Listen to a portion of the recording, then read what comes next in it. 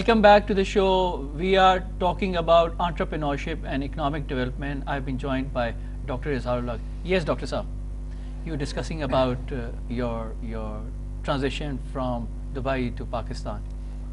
Oh, yes, and then I realized that maybe I need to look at my country a bit more. So I spent a couple of years here and then go back and see, or maybe even stay in Pakistan. So what are the entrepreneurial opportunities do you see in Pakistan? What you have been doing lately? I have been in Pakistan for the last 15 months now. Okay. To be honest, I've seen opportunities that you cannot imagine anywhere, even in the UAE, even in UK, Toronto, and all these places.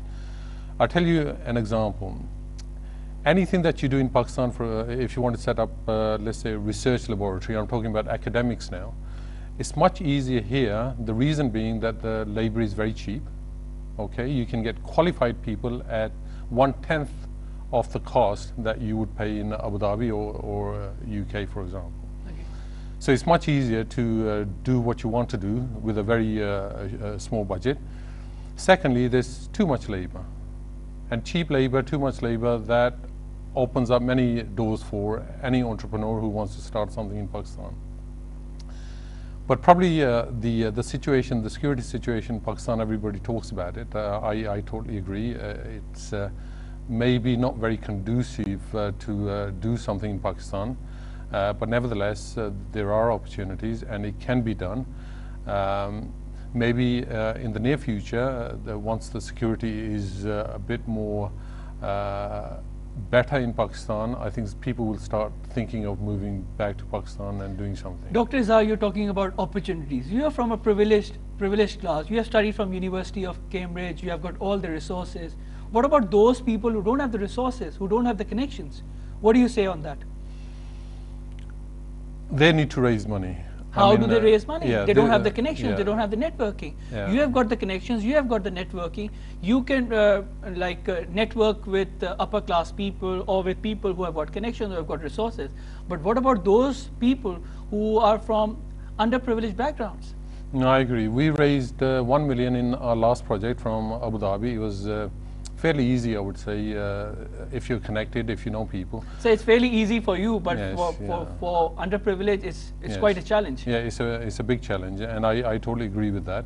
And I think the people who are determined and they're motivated and they really pursue their idea all the way, even through hard time, bad time, good time, they have to go where their heart goes. So that means eventually, I'm sure, if they try hard enough, somebody would come up and give them the finance, but they have to be absolutely sure about the idea, and then they have to do the networking. They have to go around, meet people, they have to do the marketing, they have to do the advertising, they might need to connect to people. And I think rather than thinking only locally in Pakistan, you have to think globally now. Internet is all around us. Yes. I mean, even somebody who's less privileged, they don't have the money or the connection, but if they have a genuinely a good idea, it's very easy for them to go to the internet and market themselves. Okay, tell me something. How entrepreneurs like you can contribute to the economic development of Pakistan? I am 47 now. I am still young, you know, 47. I don't know whether I'm still 47 young. and still kicking. Yes, still kicking. So far so good. So far, so good. We can guide them. We can give them advice. The mistakes that we've been through, we can easily tell them, you know, these are not the things that you should be doing if you want to start your own business. One example that I remember, when I wanted to do something, there were about 20 other ideas that I had.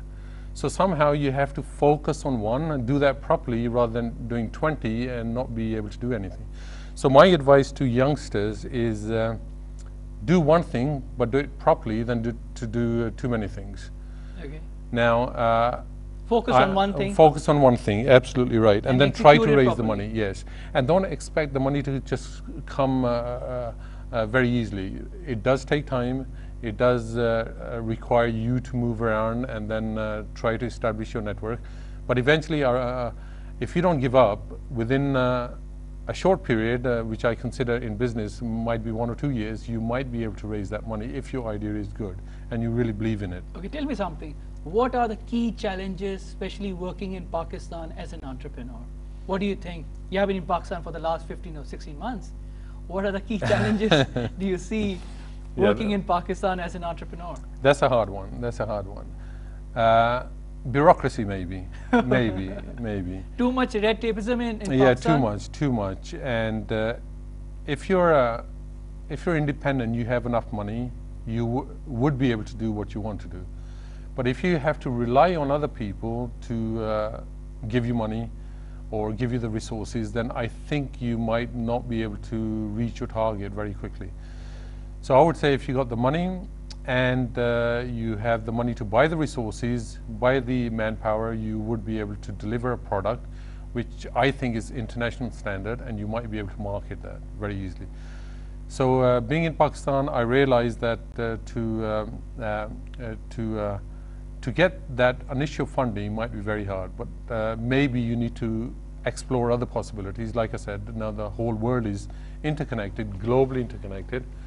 So you don't look for money just in Pakistan, you look for money abroad.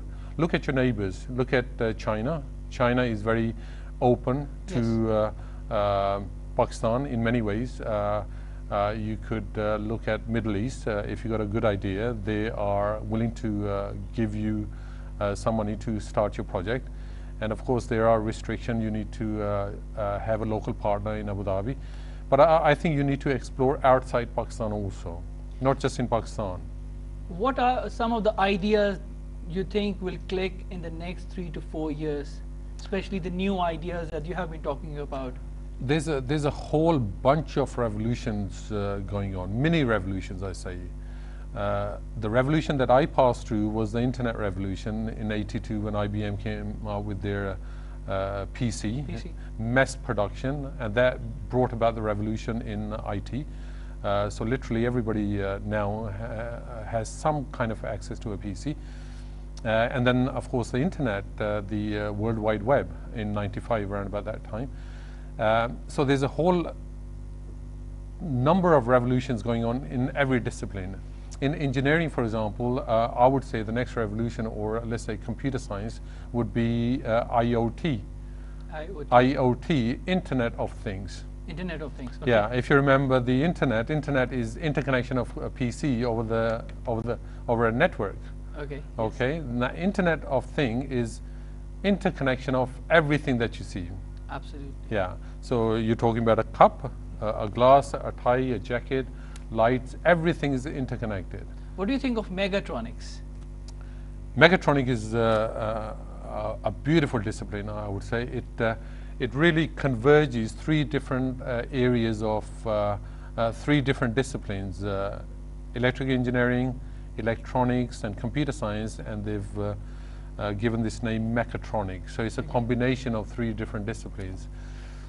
And the reason mechatronic is so important, in my opinion, is that now all the problems that you see now are multidisciplinary.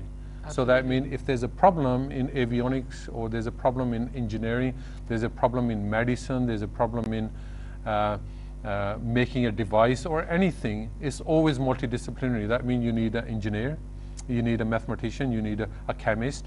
So these people collaborate together, and when they collaborate, then they come up with a solution. So mechatronic would allow us to develop products and solutions in the areas that we could not possibly conceive 20 or 30 years ago. So what you're saying, mechatronic is the field going forward? Mechatronic is the future of engineering, I would say. Okay. It's the future of engineering lies in mechatronic. It's a multidisciplinary, and there's a global market for mechatronic. And I'm very fortunate to say that BizTech, where I am at the moment.